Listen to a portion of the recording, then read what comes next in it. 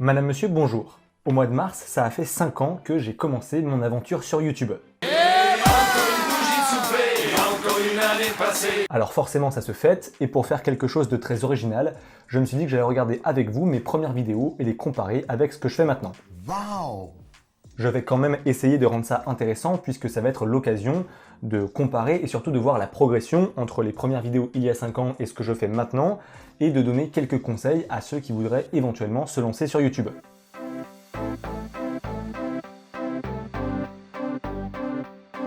Madame, monsieur, bonsoir. Dans l'actualité aujourd'hui, l'apparition d'une nouvelle chaîne sur le YouTube français. Pour commencer, déjà en 5 ans, j'ai réussi à faire 200 vidéos. Donc 200 vidéos en 5 ans, ça en fait 40 par an, et 40 par an, ça en fait 3-4 par mois, et ça en fait donc une par semaine en moyenne. Je le redis une nouvelle fois pour ceux qui viennent seulement de nous rejoindre sur la chaîne, mais j'ai eu 20 au bac de maths. Mais bon, on revient de loin, quand je me lance en mars 2016, je suis en pleine préparation des concours des écoles de journalisme. D'ailleurs, si vous voulez voir ma vidéo sur comment préparer ces concours, je vous la mets juste au-dessus. Et en fait, en emmagasinant toutes ces connaissances, toutes ces informations, je me suis dit que ça serait intéressant de les proposer et de les vulgariser au plus grand nombre, surtout qu'à cette époque-là, je n'avais pas vu de youtubeurs, de vidéastes qui faisaient ça sur la plateforme. Alors il se trouve que quasiment au même moment, il y a Hugo Décrypte qui se lance sur ce créneau et qui va connaître un succès fulgurant et qui est maintenant incontournable. Ce qui est marrant, c'est de comparer la première vidéo d'Hugo Décrypte et la première vidéo de ma chaîne. Moi, je pensais déjà proposer quelque chose d'intéressant et de révolutionnaire, mais en fait, on n'était pas du tout parti sur les mêmes bases ni sur les mêmes moyens, et ça explique aussi l'écart assez énorme qu'il y a maintenant entre sa chaîne à plus d'1 million d'abonnés et la mienne avec 5000 abonnés.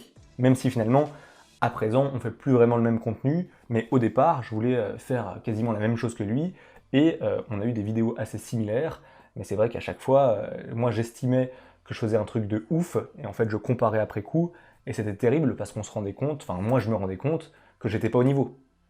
C'est bien, il a fait une FAQ des 5000 abonnés, Hugo, il y a 4 ans. Bah voilà. En termes de qualité d'image, de débit, et même de décor, même si là c'est pas incroyable par rapport à ce qu'il fait maintenant, il y a quand même rien à voir.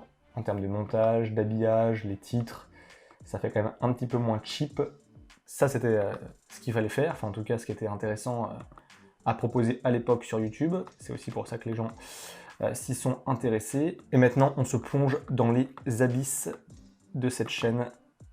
On va remonter loin, très loin, trop loin. D'ailleurs, pour fêter les 5 ans, on peut se servir de ce petit extrait assez folklorique que j'avais utilisé dans une de mes premières vidéos, où je faisais un petit peu le fanfaron devant la caméra. La première vidéo, c'est un débrief. Salut à tous, aujourd'hui on se retrouve pour débriefer quelques petites informations du mois de février. On va revenir dessus de manière un peu décalée tout en essayant d'apprendre certaines choses que vous allez pouvoir ressortir à la machine à café ou lors de repas de famille pour vous la péter un petit peu et montrer que vous suivez l'actualité et que vous n'êtes pas que bon à regarder. Les cheveux, c'est déjà incroyable. Donc là, les cheveux, c'est déjà incroyable. La musique est trop forte. Après, bon, bah, le décor, on est dans un appart d'étudiants, on fait au mieux. Mais c'est quand même rudimentaire. Et comparé déjà à ce que faisait Hugo, ça fait mal, quoi. Même en termes d'habillage, en fait. Quand on fait apparaître des chiffres, la police, c'est un peu cheap. Les cuts sont pas maîtrisés parce que du coup, on n'a pas de zoom dans l'image, donc c'est pas très dynamique. Donc c'est pas joli. Là, même si c'est forcément un peu gênant et on voit que les défauts, il y a un moment où il faut se jeter dans le grand bain. Donc on peut toujours critiquer et trouver ça très nul, sauf que faut quand même avoir un petit peu de courage pour montrer son visage sur internet et écrire la vidéo, faire des recherches, ensuite faire le montage. Donc il y a quand même tout un process et tout plein de compétences que malgré tout j'ai pu développer et qui me serviront pour mon boulot. Et maintenant j'estime aussi que YouTube, les derniers projets que j'ai faits, c'est une vitrine professionnelle. Donc honnêtement, j'estime que ça va pas du tout me desservir, bien au contraire. Quant à moi, je vous dis à très bientôt pour débriefer de nouvelles informations. N'hésitez pas à en soumettre dans les commentaires de la vidéo ou à cliquer par ici pour vous abonner à ma chaîne YouTube. Quant à moi, je vous dis à très bientôt. Le ton est un peu formel, un peu sérieux. J'espère que j'ai réussi un peu à me détendre avec le temps et à être un peu plus naturel face caméra. En tout cas, moi, je le ressens. Bref, donc voilà pour cette vidéo. Après, la posture, on voit déjà que j'ai une scoliose. Hein. On a cette épaule-là qui est plus basse que l'autre. Et puis, je sais pas pourquoi, j'ai que ma main droite qui bouge devant la caméra. La main gauche, elle est le long du corps ou elle est dans la poche. Je sais pas si je voulais faire une imitation de Jamel Debbouze. Mais en tout cas, la posture, c'est pas encore ça non plus. Mais c'est une première vidéo et on va progresser au fil des mois. La vidéo d'après, on a coupé les cheveux quand même. Une semaine après, on a déjà coupé les cheveux. C'est quand même bien mieux. On remarque aussi que niveau implantation de la barbe, j'ai pas progressé depuis 5 ans. Ça, c'est catastrophique. T'as compris? Connerie, connerie, connerie. Donc là, plusieurs cas de figure s'offrent à... C'est fort, hein, On comprend aussi peut-être pourquoi j'ai plus voulu me lâcher ensuite sur YouTube si c'est pour livrer des instants de malaise pareils. D'économie, de politique, d'environnement et même de Game of Thrones, et on terminera à la fin. On sent là vraiment le côté crier pour se faire entendre, quoi. Et le WR derrière dans le décor, si vous êtes nouveau, vous ne connaîtrez pas. Pour les anciens, les vrais savent, mais la chaîne s'appelait au départ Weekly Reporter, vu que weekly ça veut dire hebdomadaire, et je sortais une vidéo par semaine, et que je suis un petit peu bilingue. Et là aussi où j'ai essayé de progresser, c'est sur le débit de parole, parce que je suis quelqu'un qui parle très vite, et je me force à bien articuler sur cette chaîne, parce qu'on m'a fait aussi le reproche que je parlais vite. Alors je pense que je continue de parler vite, et ça j'y pourrais pas grand chose. Je fais en sorte de ralentir le débit. Salut à tous, on se retrouve aujourd'hui pour une vidéo un petit peu... On sent que je parle très vite là. On se retrouve aujourd'hui. Salut à tous, on se retrouve aujourd'hui pour une vidéo un petit peu spéciale. J'ai quand même investi dans une bibliothèque Billy chez Ikea qui doit me coûter 40 balles pour avoir un fond un peu plus sympa et un peu plus professionnel. Parce que du coup c'est vrai que jusqu'à présent il n'y avait pas de décor. Je tournais face à un mur blanc, c'était un petit peu cheap, c'était un petit peu déprimant. Donc j'ai acheté une armoire à Ikea que j'ai ramenée dans le tram. Et ensuite je l'ai montée et je mettais dès que je pouvais des choses à l'intérieur pour pouvoir avoir un fond un peu sympa et avoir un décor un peu plus sexy en vidéo. On le voit aussi dans les vidéos, les titres sont très informatifs, sont trop informatifs, c'est pas assez attractif, sans forcément tomber dans le putaclic. Je pense qu'il y aurait eu moyen de tourner les titres de manière un peu différente pour rendre ça un peu plus intéressant et donner envie aux gens de cliquer dessus, ce qui là n'est pas du tout le cas avec le recul. Je me suis mis aussi en parallèle à faire des interviews parce que c'est quelque chose que j'avais envie de toute manière de proposer sur la chaîne et ça a été essentiellement des vidéastes et des youtubeurs que j'ai interrogés, mais la première ça a été avec Bruno Le Maire qui est maintenant le ministre de l'économie d'Emmanuel Macron, mais qui à l'époque était le candidat de la primaire de la droite et du centre pour tenter d'être le candidat de la droite à l'élection présidentielle de 2017. J'avais réussi à avoir une interview avec un candidat politique alors que j'avais à peine plus de 100 abonnés sur YouTube. Donc je m'étais calé avec les attachés de presse de Bruno Le Maire et je m'étais rendu à l'un de ses meetings. En France, il n'est pas mauvais d'avoir un peu d'expérience politique quand on prétend devenir président de la République. Oui, j'avais essayé un petit peu de le chatouiller, bon, c'était pas si mal. Au-delà du fait que l'interview est floue et que la qualité sonore est pas terrible, c'était un plutôt bon souvenir. Et il faut savoir quand même que cette interview, pourquoi j'ai voulu la faire? Parce que à l'époque, j'avais vu Hugo Décrypte faire des interviews de candidats politiques à la présidentielle et des candidats à la primaire. Et donc je m'étais dit, de manière très orgueilleuse, pour flatter mon ego, si il peut le faire, moi je vais réussir à faire pareil. On va une nouvelle fois comparer, mais on n'est pas non plus sur la même qualité, mais bon, c'était pour mon ego personnel.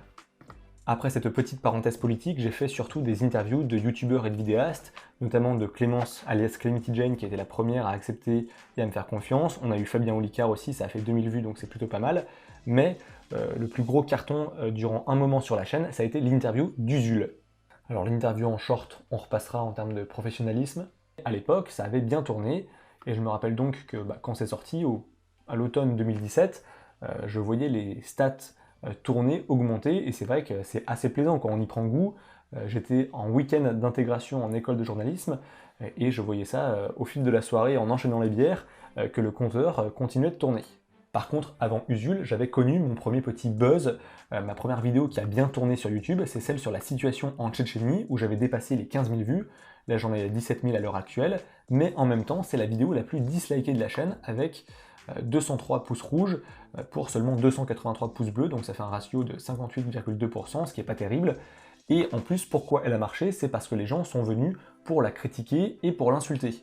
Alors c'est pas forcément contre moi personnellement, parce qu'il y a eu d'autres vidéos une nouvelle fois qui ont été faites par d'autres, Hugo Décrypte pour ne reprendre que lui, mais aussi des reportages dans les médias classiques pour parler de la persécution des homosexuels en Tchétchénie, et c'est des gens, notamment des Tchétchènes ou des personnes d'origine tchétchène qui venaient commenter pour critiquer cette version et cette vision occidentale de leur pays, et ils aimaient pas en fait qu'on parle de eux, de leur peuple, de leur pays en mal.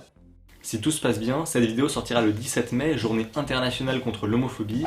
La date est donc idéale pour parler de la Tchétchénie, cette république russe où on traque, torture et massacre des homosexuels. Là on voit que le ton est mieux, je ne crie plus, le cadrage on est encore un petit peu trop serré au niveau des cheveux, par contre le décor commence à ressembler à quelque chose, la lumière est pas mal.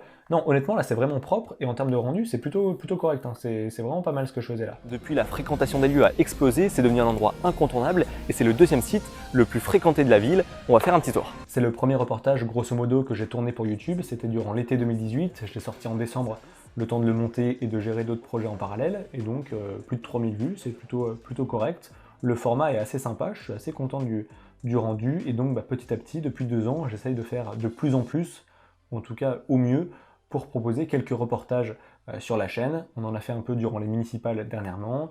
J'étais aussi allé parler avec des gilets jaunes. On a aussi eu un reportage sur la SPA, il y a eu un reportage sur le hockey avec le lancer de peluche, sur la manifestation contre le climat, enfin la manifestation pour défendre le climat, on n'est pas contre le climat j'imagine. La manifestation, comment on dit? La manifestation... comment on dit? Manifestation... La marche pour le climat, voilà. Et donc là, je me filme en mode vlog avec mon téléphone. Le téléphone, honnêtement, ça peut suffire aussi, hein. Surtout que maintenant, les téléphones aujourd'hui font de très bonnes vidéos et sont de très bonne qualité. Donc pour se lancer des fois, on peut très bien se contenter de son téléphone. Bon, en tout cas, ce qui est bien, c'est que donc on a progressé, on a évolué. Vous aussi, si vous avez envie ou si vous hésitez, prenez votre courage à deux mains. On ne peut pas faire pire que ce que j'ai fait et on peut voir aussi l'évolution. Ça peut être très sympa, ça peut apporter aussi des débouchés comme moi, là, les quand même 2 gros reportages qui ont cartonné sur la chaîne peuvent vraiment me servir un peu sur mon CV aussi. Donc voilà, ça peut être un formidable outil. Hésitons pas à s'en servir avec détermination, avec ambition, à faire les choses correctement, à faire les choses proprement, avec sérieux, et au bout d'un moment, le travail paye. Donc merci à tous d'être là, le projecteur est en train de rendre l'âme. Il va falloir investir. Merci à tous, merci à ceux qui sont là depuis le début, qui sont parmi les 100, 200, 500 premiers, et merci à ceux qui viennent d'arriver, parce qu'il en faut toujours des nouveaux, et ils seront toujours les bienvenus, on ne sera jamais trop nombreux. Pour les nouveaux, je pense que vous n'avez pas raté grand chose, on l'a vu avec cette petite rétrospective, mais c'est quand même le meilleur moment maintenant pour s'abonner. En 2016, c'était quand même pas trop ça, même si on pensait déjà un peu révolutionner YouTube. On va continuer en tout cas dans cette direction, on va continuer de s'investir, de se donner, d'avoir un peu d'ambition. J'espère que ça va continuer de payer parce que voilà, on s'investit, on travaille pour. Donc c'est cool si on peut continuer à avoir un peu des statistiques qui progressent. Je ne sais pas encore si on sera toujours là dans 5 ans sur YouTube pour refaire un nouveau débrief et revenir sur tous les projets ambitieux que j'aurais pu faire depuis. Je nous le souhaite, ça veut dire que cette chaîne aura quand même connu un bel essor, c'est quand même tout le mal que je peux me souhaiter. N'hésitez surtout pas à vous abonner, c'est le plus important pour soutenir la chaîne et mon travail. Vous pouvez aussi liker, commenter et partager la vidéo si elle vous a plu. Et nous, on se retrouve très bientôt, d'ici là portez-vous bien et tenez-vous informés. Ciao. Ça n'a pas changé depuis 5 ans ça. Ciao. Ciao. Ciao. Ciao. Ciao. Ciao. Ciao. Ciao. Ciao. Ciao. Ciao. Ciao. Ciao. Ciao. Double ciao. Ciao. Pour vous remercier d'être resté jusqu'au bout, je vous laisse quelques secondes d'une Macarena plutôt gênante et je vous dis à la semaine prochaine. Ciao.